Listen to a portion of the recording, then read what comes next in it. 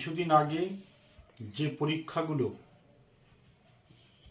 হলো মাধ্যমিক এবং 11, 12, তো 12 এবং মাধ্যমিকের যে টেস্টগুলো, সেই টেস্টে যে প্রশ্নগুলো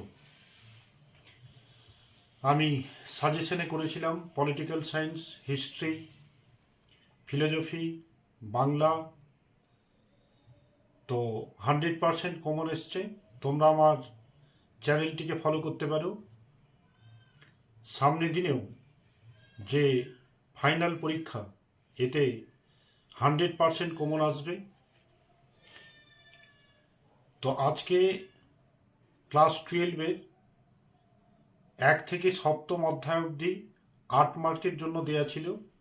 একটি অধ্যায় বাকি ছিল, সেটা হচ্ছে 8ম অধ্যায়। তো আজকে তোমাদের সামনে আমি তুলে ধরব ক্লাস 12-এর হিস্ট্রি 8ম অধ্যায় থেকে 3টি নোট আমি বেছেছি।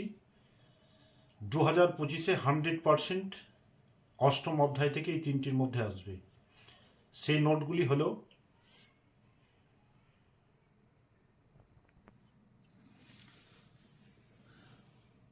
8ম অধ্যায় ক্লাস 12 হিস্ট্রি থেকে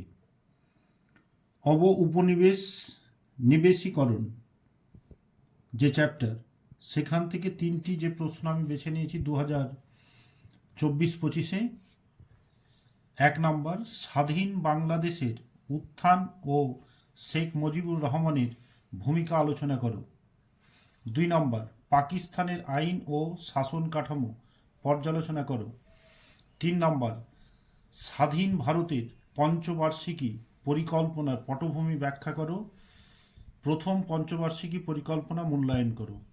তো এর মধ্যে প্রথম 1 নম্বরে স্বাধীন বাংলাদেশে শেখ মুজিবুর রহমানের উত্থান এবং পঞ্চবার্ষিকী পরিকল্পনা, এই দুটোর মধ্যেই 100% 2024-25-এ আসছে 8ম অধ্যায় থেকে।